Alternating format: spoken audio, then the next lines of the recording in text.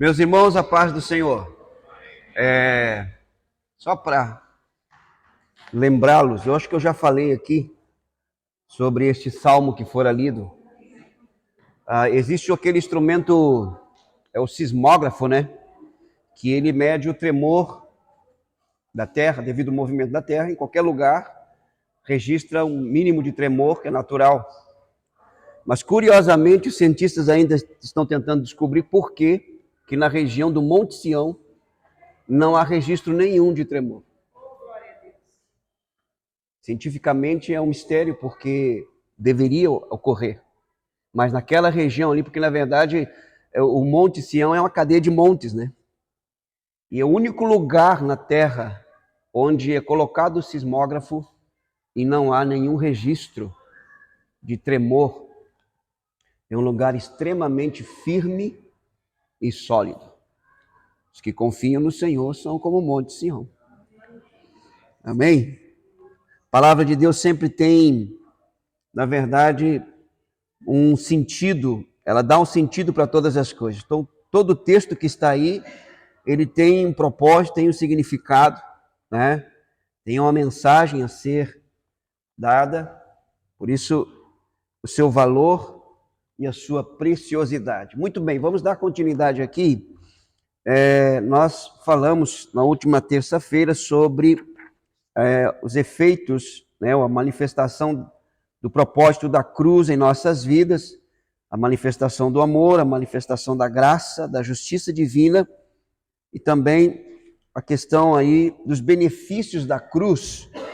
Só para nós lembrarmos, o primeiro deles foi a propiciação, né? E propiciar é tornar favorável. E a morte de Cristo, o sacrifício de Cristo, o sangue de Cristo, tornou Deus favorável a nós. Éramos inimigos, né? Nós vimos isso em Romanos 3, 25.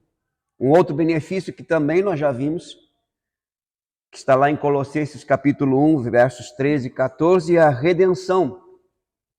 É a compra, né? Na verdade, é a mudança de um senhor para o outro, né?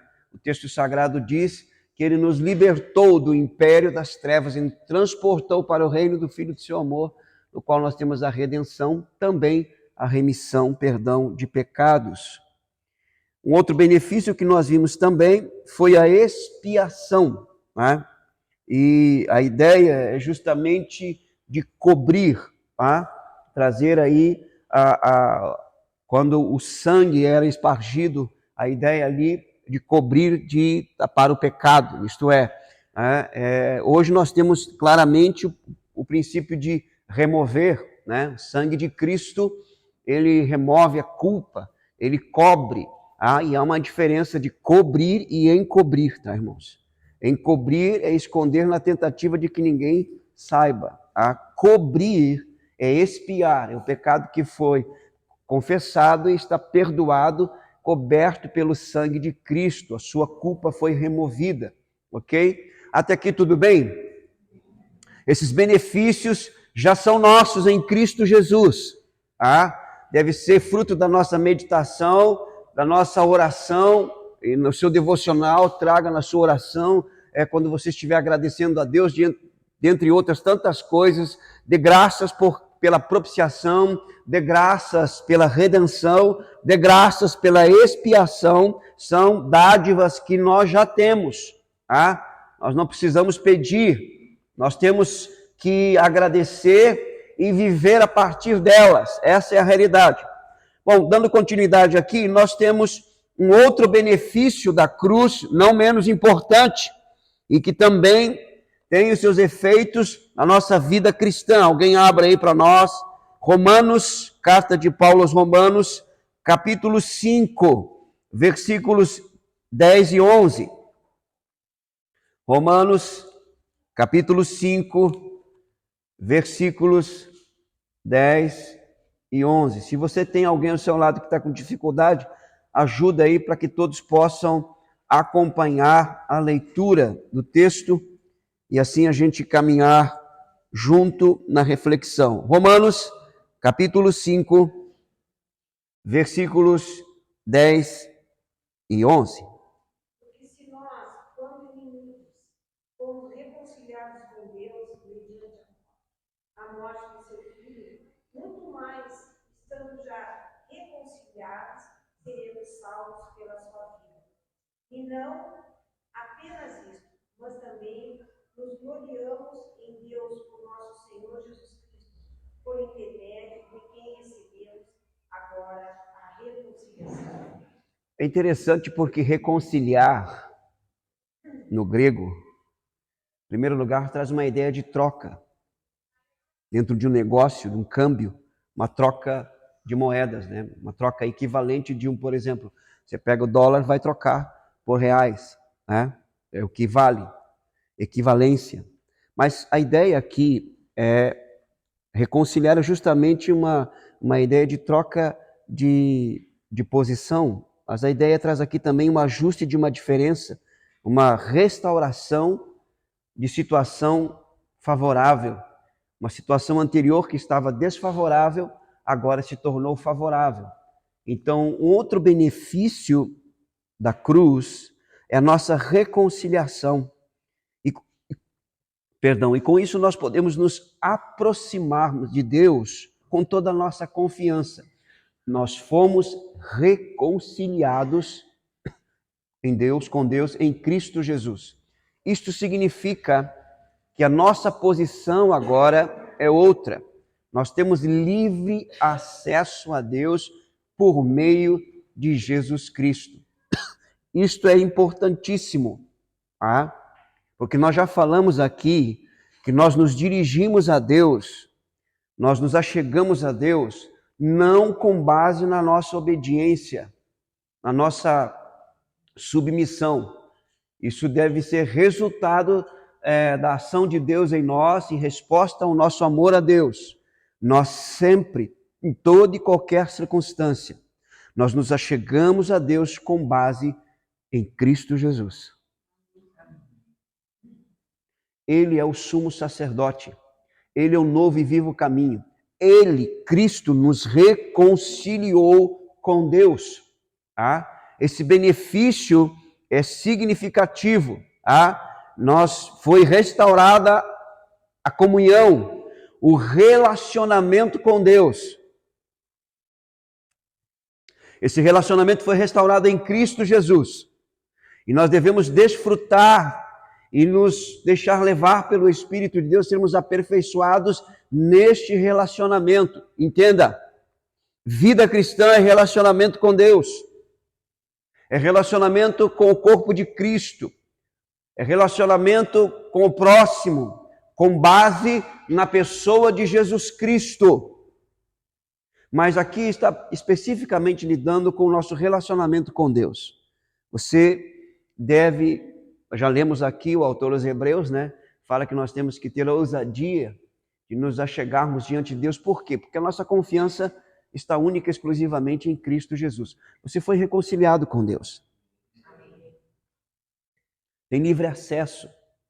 Então, toda vez que você se dirigir a Deus, seja o lugar que for, a situação que for, com base em Cristo, você tem livre acesso a Ele. Há alguma dificuldade nisso, não? Não mesmo? Então tá bom. Então vamos caminhando, vamos caminhar porque o tempo urge. Vamos lá. Ainda Romanos capítulo 5, verso 1, mais um outro benefício. Alguém leia Romanos capítulo 5, verso 1. Justificados, pois, mediante a fé, temos paz com Deus por meio do nosso Senhor Jesus Cristo. Justificação. Tá? O que é ser justificado? Quando eu digo assim, você é justificado, o que isso significa? O que vem na sua mente? Aprovado, ok. Quem mais? Inocentado. Quem mais? Não, tá bom. A justificação é justamente essas questões que foram colocadas aí. E a ideia é o seguinte, ó. Como nós fomos justificados? Cristo, o texto em Romanos fala que ele morreu por causa dos nossos pecados, isto é, ele assume a nossa culpa, nossa condenação, tá? Ele se faz pecado em nosso lugar, assumindo a nossa culpa e condenação. Então, os nossos pecados são colocados sobre Cristo. E a justiça de Cristo é colocada sobre nós. Diante do tribunal de Deus, que é o que importa, nós somos perdoados, inocentados, aprovados e aceitos por Ele. E aí o texto vai dizer em Romanos 8:1, você não precisa ler, nenhuma condenação há para aqueles que estão em Cristo Jesus. Por quê? Porque fomos justificados. Agora percebam aqui que o texto está dizendo, vocês entenderam a justificação? Oi? Sim, mediante arrependimento, sempre, mediante arrependimento. O arrependimento é a porta de entrada. Sem arrependimento não há perdão e, consequentemente, sem perdão não há salvação, não há justificação, tá? Sempre, essa questão é importantíssima, tá? Você se arrependeu, foi justificado. Na verdade, o primeiro benefício, um dos primeiros benefícios da regeneração é a justificação. Você foi declarado justo. A ideia no tribunal de Deus é o seguinte, ó, como a justiça de Deus foi atribuída a nós, né? Ela é colocada sobre nós, é como se nós nunca tivéssemos pecado. Não temos condenação nenhuma. Tá? E foi removida a culpa. O que Satanás tenta fazer? Principalmente quando nós pecamos, quando nós transgredimos uma lei, né? E vamos nos voltar para Deus. Tá? O Espírito nos convence, quer dizer, ele nos chama ao arrependimento, mas Satanás nos acusa. Não só Satanás, mas alguns. Nos acusa. E cabe a nós levarmos em consideração a palavra de Cristo, ou a acusação de Satanás. Isso é determinante para o nosso crescimento e desenvolvimento na fé e principalmente no processo de santificação. Pecado confessado, abandonado e pecado perdoado. Mas a ideia aqui é de, na nossa condição, outrora mortos em nossos delitos, separados de Deus, agora nascidos de novo, nós fomos declarados justos diante de Deus. A justiça de Cristo está sobre nós. Então, Satanás e seus agentes podem nos acusar. E ele sempre vai nos acusar com base no passado, com base no algo que já aconteceu. Por quê? Tentando fazer com que nós não venhamos a crer que nós já estamos justificados. E olha só, preste atenção.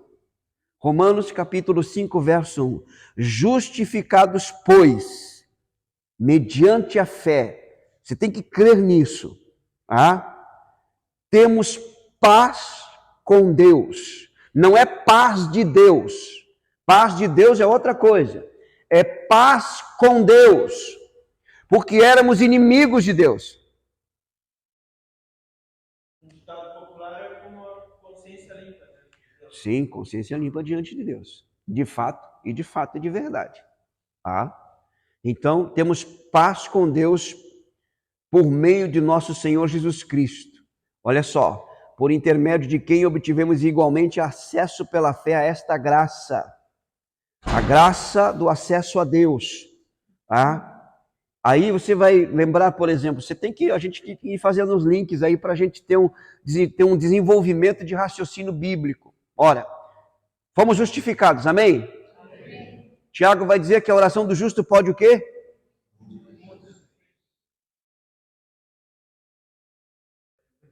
Pode muitos seus efeitos. Então não existe oração forte, oração poderosa de A ou B. A oração do justo pode muitos seus efeitos.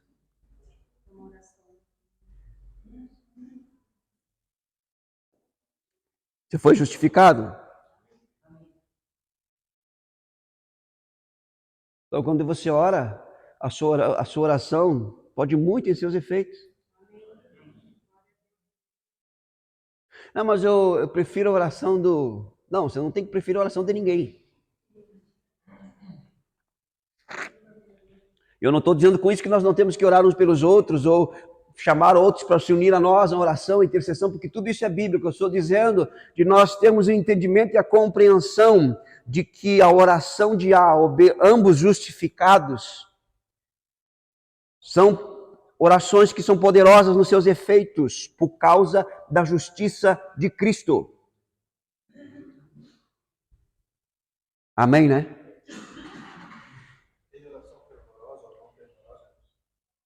Aquela coisa toda, enfim, essas conotações aí que foram acrescentando ao longo da caminhada, que parece que dão um peso maior para alguns. É lógico que a gente entende pessoas com mais experiência na caminhada da fé, enfim, tudo isso, mas os efeitos, eles não estão ligados no tempo de fé e não estão ligados na experiência necessariamente, irmãos. Os efeitos que a Bíblia fala ali, que Tiago fala, está na nossa posição em Cristo. Nós fomos justificados em Cristo Jesus, pronto, acabou.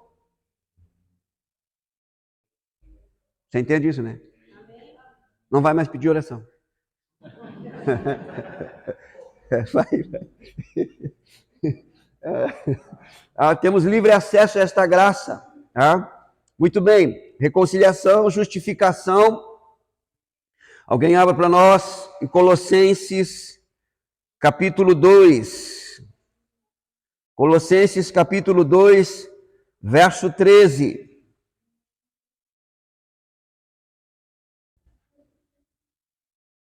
E a vós outros que estavam mortos pelas vossas transgressões, pela incircuncisão da vossa carne, vos deu vida juntamente com ele, perdoando todos os nossos delitos. Então, outro benefício ali, além da reconciliação, da justificação que nós estamos vendo hoje, é o perdão.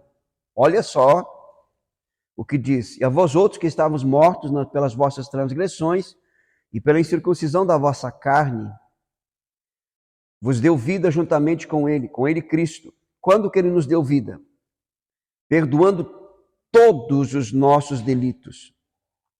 Não somente isso, olha só o que diz o verso 14. Tendo cancelado o escrito de dívida que era contra nós e que constava de ordenanças, o qual nos era prejudicial, removeu inteiramente, encravando-o na cruz. É interessante porque os romanos, quando crucificavam um assassino, eles colocavam a lista ali dos crimes na cruz, para mostrar por que ele estava sendo crucificado. As razões, os crimes que ele havia cometido, estavam lá. Por isso que o texto diz, né, cancelando o escrito de dívida. Porque delito, crime, pecado é dívida. Tem que ser pago. Né? Cristo pagou com o seu sangue. Então, aquele escrito de dívida aqui, ó, você está sendo condenado por esses crimes que você cometeu. E de fato você cometeu. Então, a única maneira de você ser absolvido é ser crucificado. Ok? Não tem perdão. Perdão é esse. Você vai ser crucificado por esses crimes que você cometeu. Eu e você cometemos crimes contra Deus, uma vida de pecado. Cristo nos perdoou com o seu sangue. E o escrito de dívida que havia contra nós foi rasgado. Perdão de Deus. Ele nos perdoou, né? Que significa fazer algo confortável ou agradável, fazer um favor, agradar, mostrar-se generoso, benevolente, ser gracioso. Isso Deus fez para conosco, nos perdoando. Entenda, aliás, deixa eu lembrar você aqui, exercício da fé, no que diz a palavra de Deus. Alguém leia para nós 1 João capítulo 1, verso 9. 1 João 1,9. Se confessarmos os nossos pecados, Ele é fiel e justo para nos perdoar os pecados e nos purificar de toda a injustiça.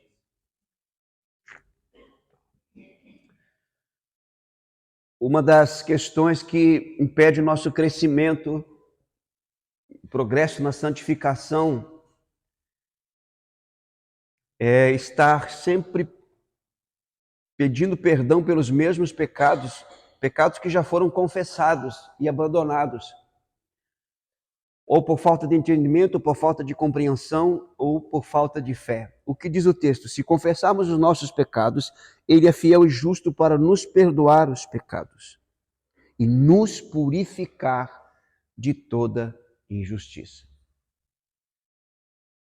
Quando você comete um pecado e se volta para Deus em arrependimento e você confessa: Senhor, eu pequei, fiz isso, isso, isso, eu estou arrependido e eu te peço perdão. E você faz isso segundo a palavra, e pode até citar, porque geralmente eu faço: Senhor, tua palavra diz, se eu confessar, tu és fiel e justo para me perdoar. E eu recebo neste momento perdão pela fé em ti e na tua palavra. E graças eu te dou por isso. Exatamente. Encerrou o assunto. Mas se alguém lembrar, pode acontecer, né? Satanás, os agentes. Sempre tem, né, irmão? Ah, mas e tal coisa? Pecado confessado, abandonado, pecado perdoado. Eu estou perdoado. Viva o perdão de Deus. Em alguns momentos Deus vai te permitir, te dar a graça de sentir algo. A manifestação da sua presença, mas geralmente você não vai sentir nada. Porque não é por sentimento, é por fé naquilo que Ele está dizendo. No que diz a palavra. É simples assim. Eu confessei, Deus me perdoou, eu estou perdoado. Não ande como um condenado, ande como um perdoado em Cristo. Irmãos, isso é santificação. Isso é trazer os benefícios da cruz para a minha vida no dia a dia. Entenda isso. Trabalhe isso na sua mente, no seu coração, principalmente na sua mente, porque esse é o maior campo de batalha. Ah, mas e tal coisa, mas é que eu não senti, tal, mas eu pedi, mas vou pedir de novo e tal. Não faça isso, você pediu, se arrependeu, acabou. Não se exercite nisso. Isso é nocivo. Isso ofende a Deus. Isso vai contra a palavra do Senhor, é incredulidade. Se Deus está dizendo que é assim, é porque é assim, irmãos. Quase que eu estou ouvindo aqui, alguém uma vez eu falei isso para alguém, assim, mas não é tão simples assim. Não, você que quer complicar, ué. Para mim é simples. Não é simples assim? Você abre o texto, o que diz o texto? É isso aqui. Pronto. Não tem mais nada. Não é isso aqui. É muito simples. Então vai com o seu complicado que eu fico com o meu simples. Quer dizer, né, pastor, Deus te perdoou e tu não vai sofrer uma consequência daquele. As pessoas perguntam, né? Mas Deus perdoa um ladrão? Deus perdoa um assassino? Pensar que ele pecou, que ele matou, ele vai ser perdoado por Deus. Mas então não vai sofrer a condenação dele dentro da justiça dos homens, que é cumprir X de anos dentro de uma cadeia, mas ele vai cumprir o que dentro do erro que ele teve, mas ele foi perdoado por Deus. Vai acusar mais ele daquilo ali. Vai até porque ele tem que aprender a lidar com as consequências, entendeu? Amadurecer aquela coisa toda. Vai. Isso. Em alguns pecados a gente vai sofrer o dano da sua consequência. Quer ver Davi? Só um exemplo de Davi. Quando Natan chegou para Davi, vocês lembram? E Natan contou aquela historinha lá. Olha, isso aí, o camarada lá, ao invés de pegar das ovelhas dele, pegou do outro que só tinha uma e tal. E o senso de justiça de Davi floresceu e disse: este homem tem que morrer. E tem que pagar 4 vezes mais, porque era o que dizia a lei. Olha só. Aí Natan, muito delicadamente, espero, né? Dedo de profeta, diz, tu és o homem. Quantos filhos Davi perdeu? 4. E teve que lidar com a circunstância. Deus perdoou? Perdoou. Perdoado, Davi. Mas teve que lidar com a consequência do seu pecado. Então, há perdão de Deus. Há perdão, irmãos. Perdão. Deus perdoa. Se arrependeu, confessou, abandonou, pecado perdoado. Ah? Deus é gracioso. Deus, já falamos aqui por que Deus confronta. Porque Ele nos chama ao arrependimento. Ele quer perdoar. Ele é gracioso, Ele é misericordioso. Tanto quanto Ele é justo. Entendeu? Ele é justo. Então, há perdão de pecados em Deus através de Cristo para o arrependido, e deve se apropriar, deve se apegar ao que a palavra de Deus diz, né? E se sofrer por causa, em consequência de pecados perdoados, né? Entenda que está debaixo da disciplina de Deus para amadurecer, para crescer, para não voltar às mesmas práticas, entendeu? É todo um processo de trabalhar de Deus na vida de cada um de nós. Deus conhece a cada um de nós e sabe onde nós precisamos ser trabalhados, né? Moldados, amassados,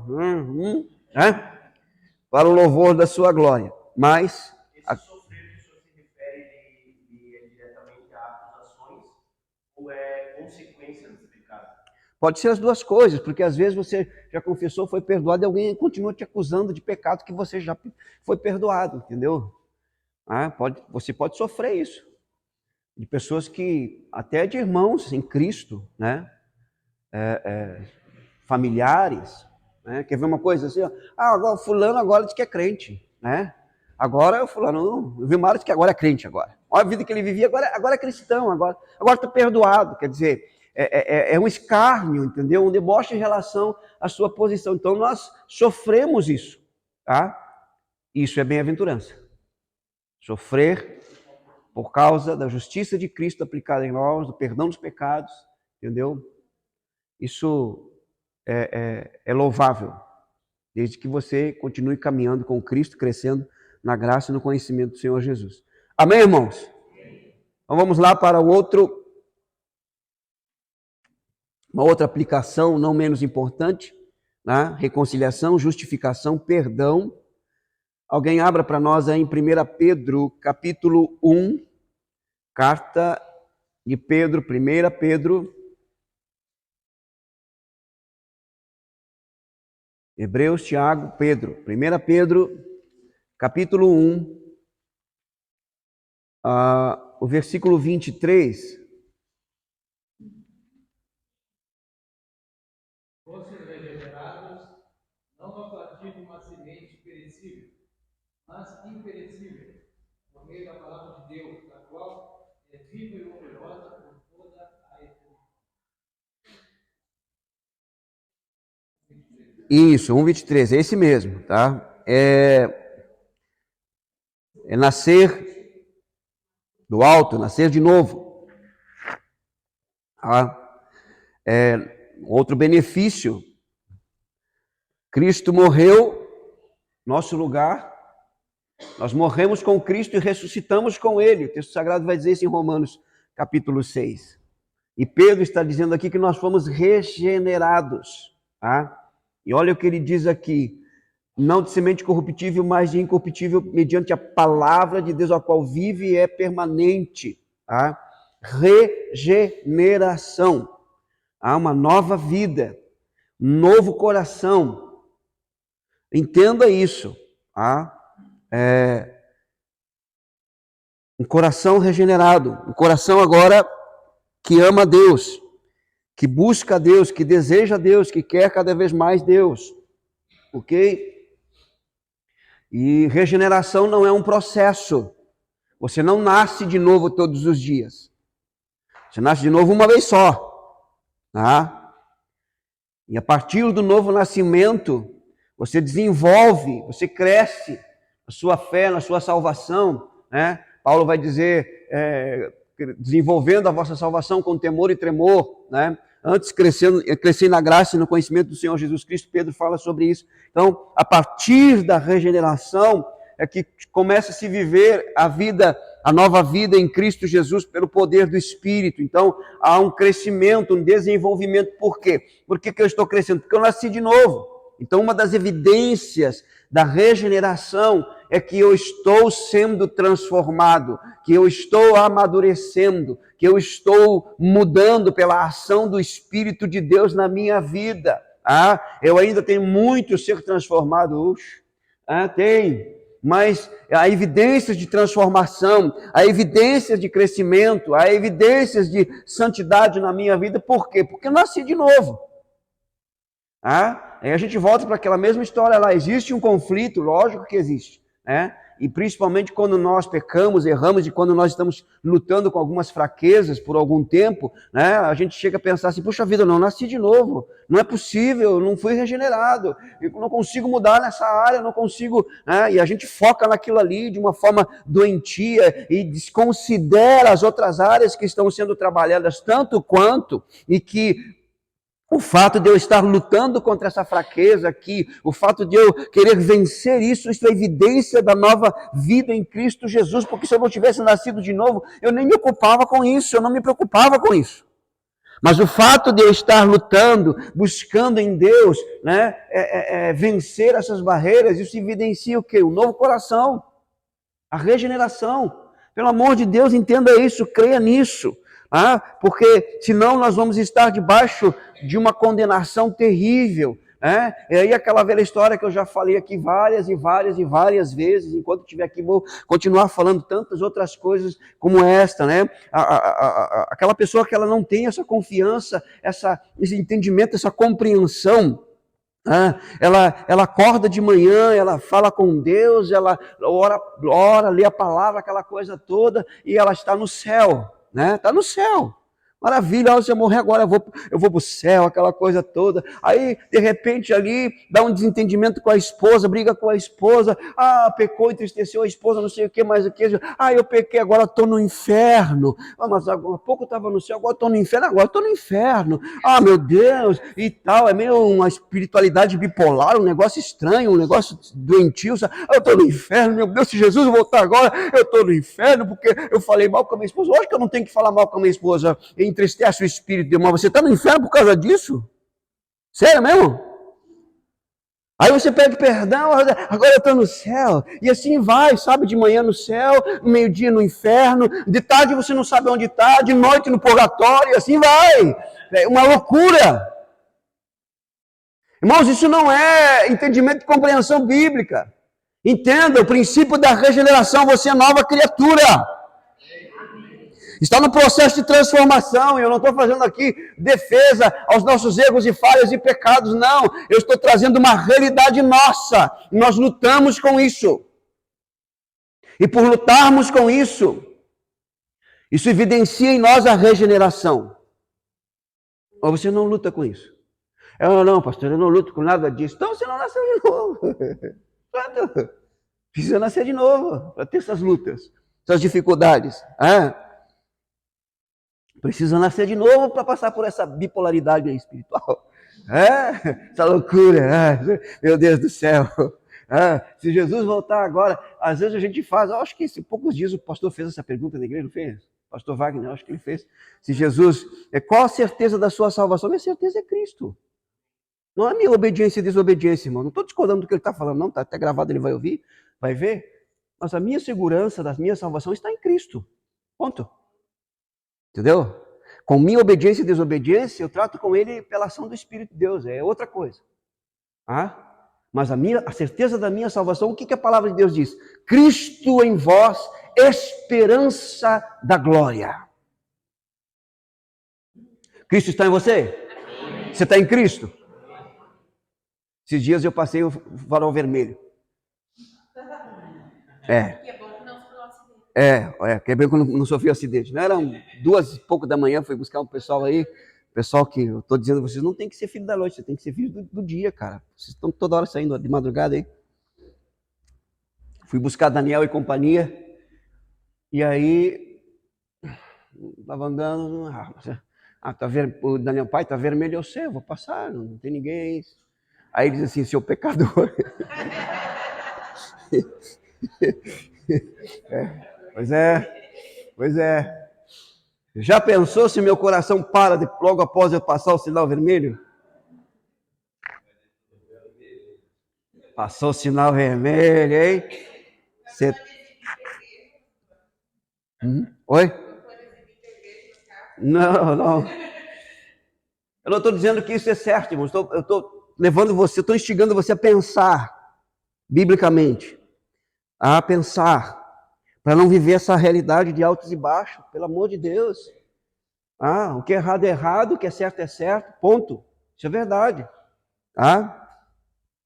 Agora, o que a Bíblia diz? Deixa eu andar um pouquinho aqui com vocês, porque vocês não pastor, não estou engolindo não, pastor, não, tem coisa aí que não, pastor, para um pouquinho. Então eu vou instigar vocês mais ainda, porque vocês têm que falar, vocês têm que colocar para fora aí, pastor, eu discordo, por que você discorda? Vamos ver, a sua discordância de repente tem fundamento, e eu estou falando aqui uma coisa que não deveria estar falando, irmão, porque quem nos ensina é a palavra, o Espírito através da palavra, não é verdade? Vamos lá para 1 João, capítulo 1. 1 João, capítulo 1. Antes de ler o texto aqui, eu vou fazer uma pergunta para você. Você acredita que quando você morrer, você vai morrer sem pecado? E como é que você está salvo?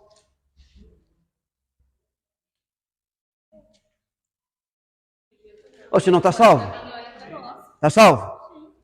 E vai morrer salvo com pecado? Sim ou não, irmão? Vai lá. Sim. Oi. Como é que funciona isso? Olha a pergunta que eu fiz. Você vai morrer sem pecado? Não, você vai morrer com pecado, mas não em pecado. 1 João, capítulo 1, verso 8, lê para nós. Se dissermos que não temos pecado nenhum, a nós mesmos nos enganamos, e a verdade não está em nós.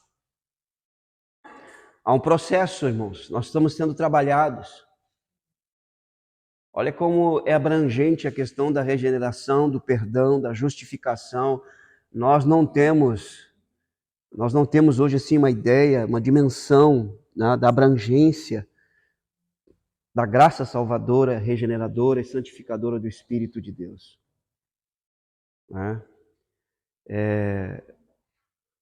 Mas é fantástico porque quando eu partir desse mundo, vou partir em Cristo, mas com muita coisa ainda a ser trabalhada, como você. Entenda isso. Então, pastor, agora eu vou me largar. Não, se você tem esse pensamento, porque possivelmente você não nasceu de novo. Qual que é o pensamento do regenerado? Então, agora mesmo que eu vou, como diz o texto sagrado em Apocalipse, aquele que é puro, aquele que é santo, santifique-se mais. Há um estado aqui, uma condição que me impulsiona para a realidade. Qual o meu estado? Qual a minha condição? Eu estou em Cristo. Isto está me impulsionando para a santificação. E é interessante que quanto mais eu sou levado a essa realidade pelo Espírito de Deus, mais eu enxergo as minhas mazelas, meus erros, né? Vai aparecendo, parece que não, eu sabia que estava lá, estava, sempre teve, aqui está crescendo, está amadurecendo, está lá, precisa ser tratado, entendeu? Cada vez mais profundo, à medida que nós vamos aprofundando o nosso relacionamento, a nossa comunhão com Ele, Ele vai trazendo, mas não vai trazendo só isso, Ele vai mostrando também quanto Ele já tem trabalhado em nossas vidas, o quanto Ele está nos transformando à semelhança de Cristo. Tudo isso é verdadeiro, irmãos. O que não pode nós ou irmos para um extremo Porque agora estamos em Cristo, então vou viver de qualquer jeito, ou então não, eu estou em Cristo, mas eu estou debaixo de condenação. Não, é um equilíbrio aqui. Nós estamos em Cristo, estamos sendo trabalhados, né? Se dissermos que não temos pecado nenhum nós mesmos, nós nos enganamos e a verdade não está em nós, mas se confessarmos os nossos pecados, Ele é fiel e justo para nos perdoar os pecados e nos purificar de toda injustiça. Se dissermos que não temos cometido pecado, fazemos-lo mentiroso e a sua palavra não está em nós. Aí ele vai dizer assim, olha só, capítulo 2, verso 1. Filhinhos meus, estas coisas vos escrevo para que não pequeis. Se todavia, olha esse se todavia é o seguinte, ó. Outrora, quando eu estava morto nos meus delitos e pecados, o pecado na minha vida era uma lei. Mesmo que eu não quisesse pecar, mesmo que eu não quisesse transgredir, eu ia pecar porque é da minha natureza. Não é uma questão apenas de decisão, é de natureza. Agora, regenerado em Cristo Jesus, eu posso não somente desejar não pecar, eu posso não pecar em Cristo. E se eu pecar, olha o que o texto diz, se eu pecar, agora o pecado é uma possibilidade, se eu pecar, o texto sagrado diz o seguinte, se todavia alguém pecar, temos advogado junto ao Pai, Jesus Cristo o justo, Ele é a propiciação pelos nossos pecados, e não somente pelos nossos próprios, mas ainda pelos do mundo inteiro.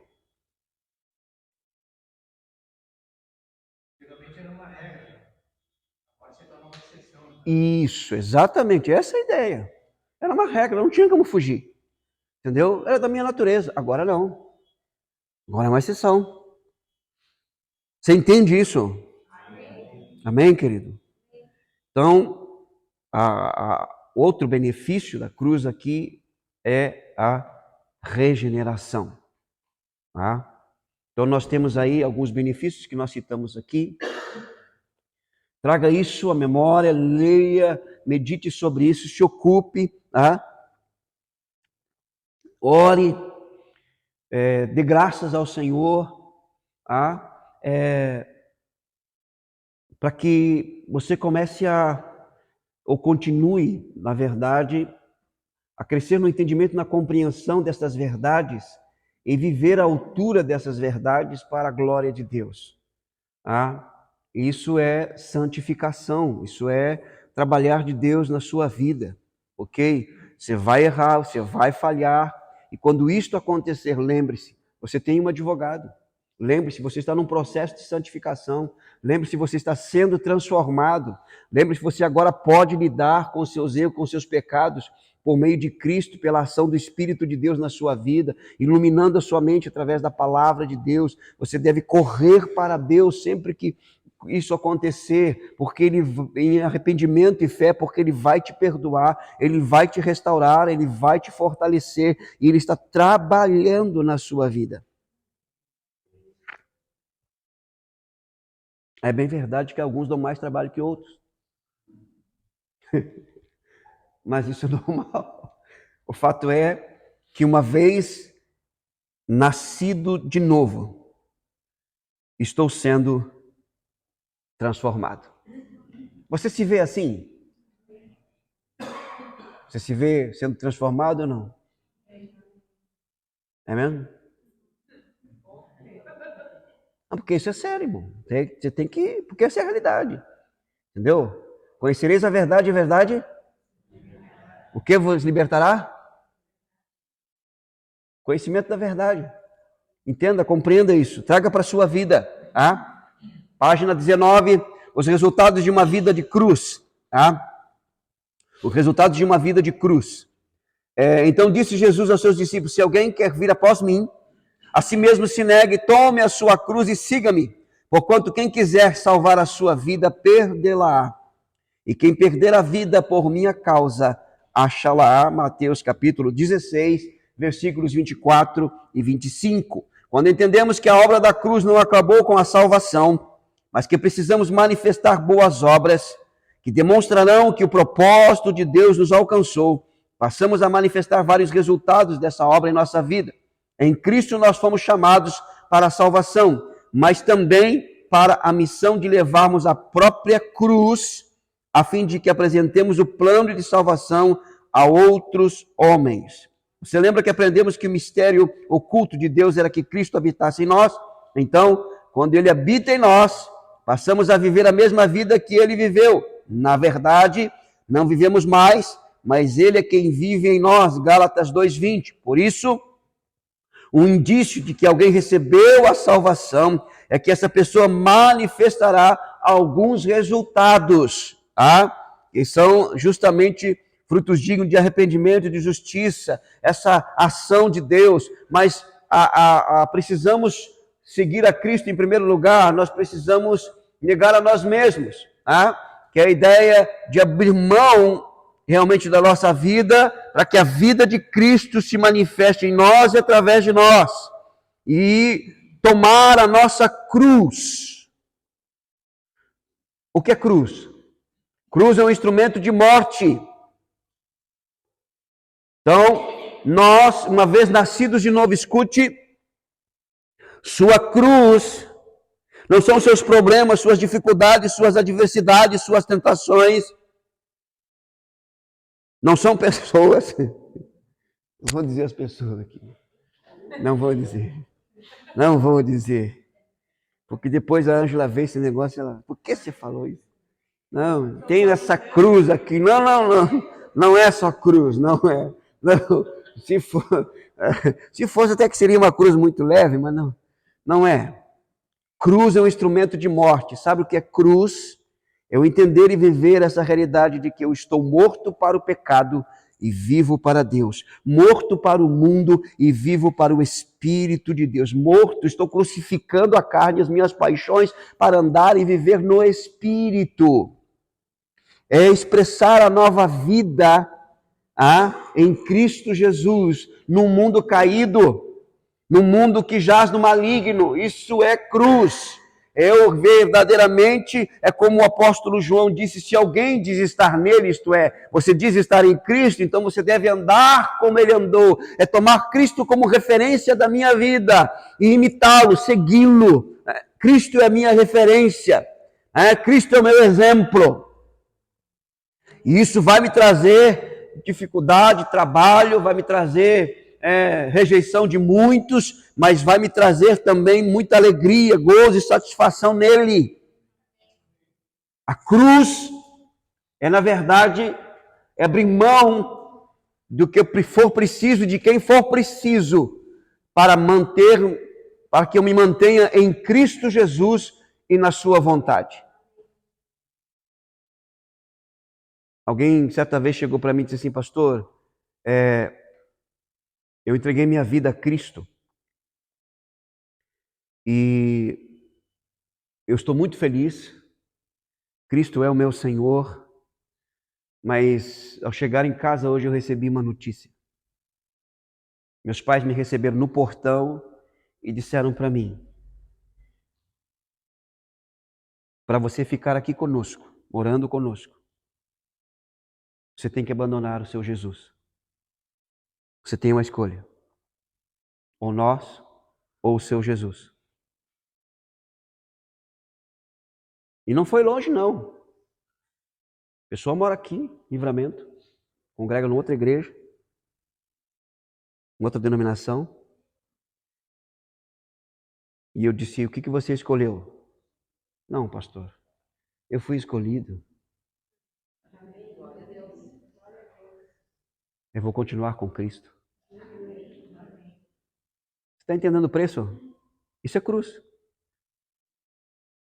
E a gente aqui até não vive muito essa realidade, né? Eu estava vendo um podcast de uma missionária, coisas estão acontecendo agora, no nosso tempo, em outros países, que é isso aí, né? Esse é um outro aspecto da cruz, que é a perseguição.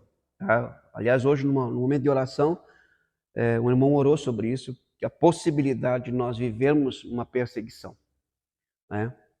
Que é um outro aspecto da cruz, tá? Que deve ser levado em consideração. Agora,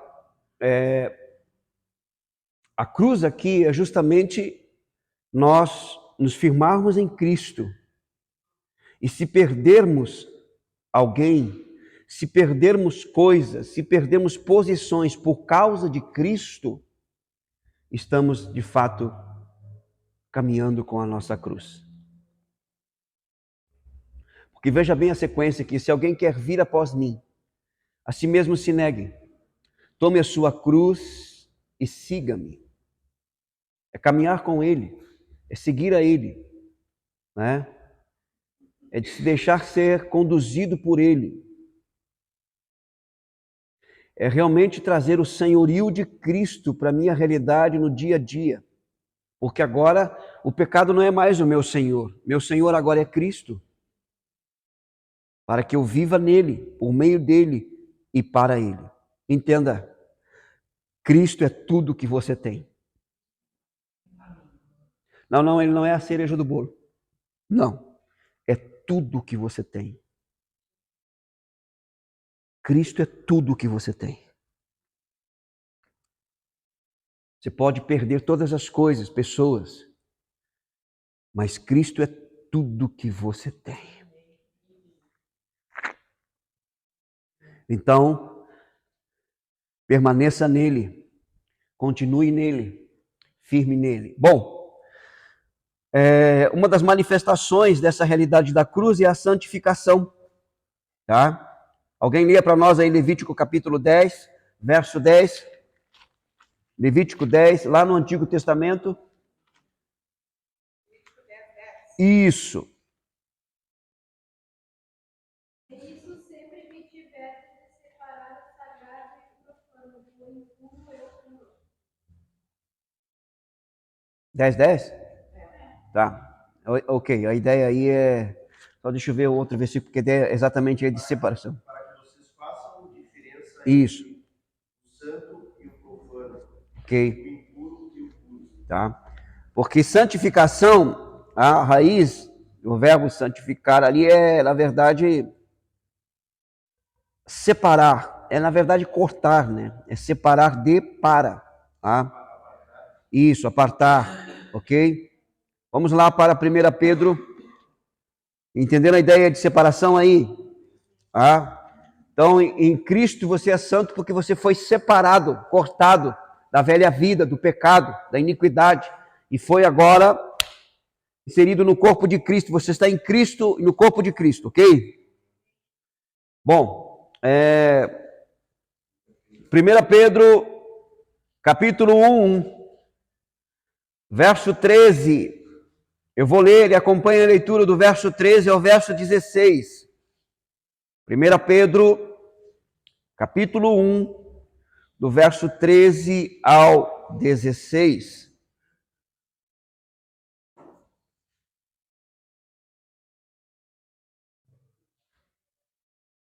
Encontraram aí? Por isso, cingindo o vosso entendimento, sede sóbrios e esperai inteiramente na graça que vos está sendo trazida na revelação de Jesus Cristo. Como filhos da obediência, não vos amoldeis às paixões que tinhais anteriormente na vossa ignorância. Pelo contrário, segundo é santo aquele que vos chamou, tornai-vos também vós mesmos santos em todo o vosso procedimento, porque escrito está: sede santos, porque eu sou santo. Como nós somos santos, ele está nos ordenando para que sejamos santos. Qual que é a questão aí? Bom, em primeiro lugar, nós somos santos no sentido de posição. Ele nos separou do pecado, da iniquidade, da morte espiritual para a vida agora em Cristo Jesus. Santificação é viver a partir desta posição. É viver separado dessa realidade que nós fomos separados e consagrados totalmente ao Senhor. Se não vejamos o texto aqui, ele nos mostra um caminho, né, de prática. A santificação, ou ser santo, porque ele diz aqui, ou pelo contrário, segundo é santo aquele que vos chamou, tornai-vos santos também vós mesmos em todo o vosso procedimento, comportamento, nas suas ações. Tá? Eu tenho que exteriorizar esta realidade interna, esta nova vida. Santificação é exteriorizar essa realidade, é manifestar Cristo em minhas ações. Agora, olha só, como é que eu faço isso? Como é que eu lido com essa realidade? Verso 13 diz assim: por isso, cingindo o vosso entendimento, cingir a mente, é a ideia de disciplinar, é uma figura de linguagem aqui, que eles tinham, as vestes eram longas, né? E cingir era levantar as vestes e amarrar para que pudesse andar mais rápido ou correr. Preste atenção. A santificação prática, ela começa em uma mente disciplinada, onde ela vai andar e caminhar sob a direção de Deus. Escute, nossa mente precisa de um governo. Se nós não dermos um governo para ela, ela vai buscar. Então, nós precisamos trazê-la sob jugo, no poder de Cristo. Porque todas as decisões, elas são antes, não só formuladas, mas resolvidas na nossa mente. Então, eu preciso cingir a minha mente, discipliná-la, trazê-la sob o domínio de Cristo, e meus pensamentos devem estar voltados para Ele, para a Sua palavra. O que Paulo fala em Filipenses. Vamos lá para Filipenses. E aqui já era, então não tem como voltar mesmo, então já era. Vamos lá. Filipenses capítulo 4, isso mesmo. Filipenses capítulo 4, olha só. A orientação aí, isso é uma maneira de disciplinarmos a nossa mente, dentre outras. Filipenses capítulo 4, verso 8. Alguém leia para nós aí. Finalmente, irmãos, tudo que é verdadeiro, tudo que é respeitável, tudo que é justo, tudo que é puro, tudo que é amável, tudo que é de boa fama, se alguma virtude há, se algum louvor existe, seja isso o que ocupe o vosso pensamento. Ok? Ocupar a nossa mente com tudo isso é discipliná-la. Isso vai trabalhar diretamente na santificação, porque nossas ações resultam desta realidade. Entenderam? A segunda coisa, volte lá para 1 Pedro, nós temos ainda 5 minutos. 1 Pedro 1,13.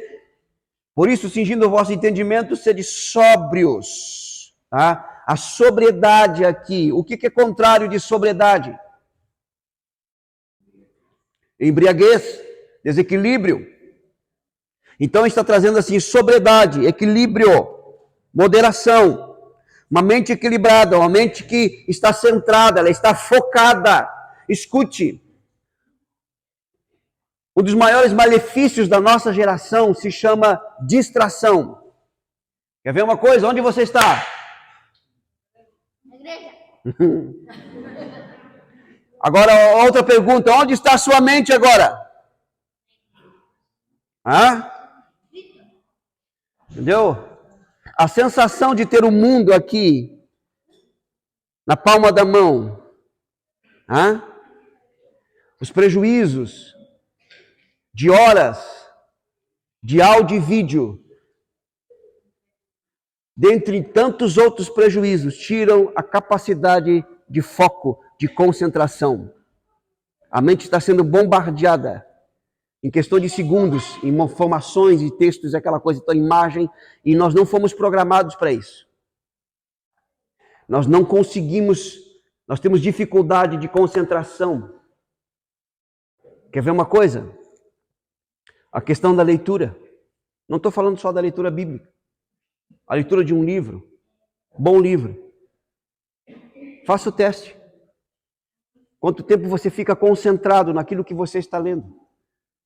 Quanto tempo você fica concentrado no que você está ouvindo? Nossa geração é uma geração que é a geração que tudo flutuante, está tudo flutuando porque não tem fundamento, não tem raiz, não tem foco. Isso tem vindo para nós. E a santificação passa por uma mente sóbria, centrada, focada.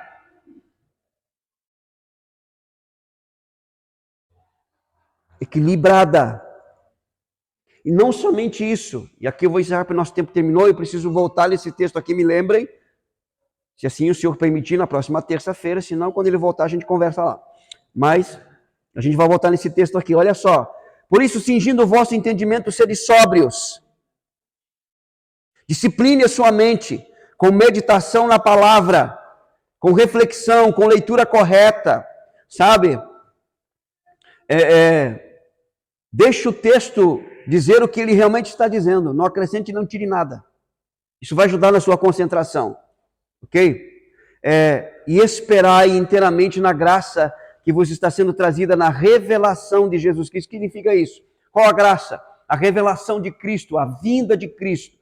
Pedro está dizendo que a santificação, ela passa por uma mente equilibrada, sóbria, mas também a santificação passa pela nossa expectativa da vinda de Cristo. Eu quero encontrar com Ele, eu quero estar com Ele, eu quero colocar os meus olhos nele. Pode ser a qualquer momento, pode ser amanhã pela manhã, ou amanhã à tarde, ou amanhã à noite, ou nesta madrugada. A minha expectativa está nele. Eu estou com os pés na terra, mas a minha mente e o meu coração estão nele. Eu espero por ele, eu anelo por ele. Maranata, ora vem, Senhor Jesus. O Espírito e a noiva dizem vem. A nossa expectativa pela vinda de Cristo trabalha diretamente na nossa santificação. Entenda isso, querido. Quantas vezes por dia você pensa nisso? Eu sempre lembro de um pastor que ele, ao acordar, levantava, ia até a sala e removia a cortina e olhava para o céu.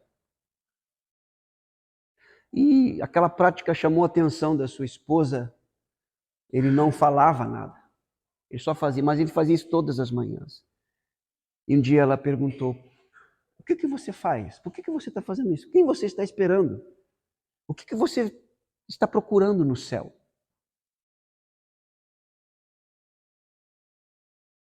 E ele disse que ao acordar ou levantar, ao abrir a janela e olhar para o céu, em pensamento, ele perguntava, será hoje, Senhor, que virás para me buscar? Estou à tua espera. Expectativa. Ele vem. Não vai levar quem não espera por ele. Mas aqueles que esperam por ele e esperam nele serão levados. São disciplinas, práticas que nos ajudam no desenvolver da nossa santificação. Feche seus olhos, vamos orar. Após a oração, você pode trazer a sua oferta. Pai, nós te damos graças nesta noite pela reconciliação em Cristo Jesus, pela justificação, pelo perdão dos pecados, pela regeneração. Pai, nós te damos graças pelo processo de santificação, Senhor. Obra do teu Espírito em nós. Ó Deus, nós te bendizemos e te exaltamos. Ajuda-nos continuamente a mantermos uma mente, Senhor, focada, equilibrada, Senhor, em Ti e na Tua palavra, Senhor. Buscando e pensando nas coisas lá do alto. E mantendo a nossa expectativa naquele momento em que nossos olhos serão postos nele, o amado da nossa alma, nosso Senhor e nosso Salvador. Sim, Senhor, nós te pedimos isto, pois o Espírito e a noiva dizem vem. Maranata, ora vem, Senhor Jesus. Que a tua graça continue sobre nós, como até aqui tem sido, isto para o louvor da tua glória. Oramos em Cristo Jesus. Amém e amém.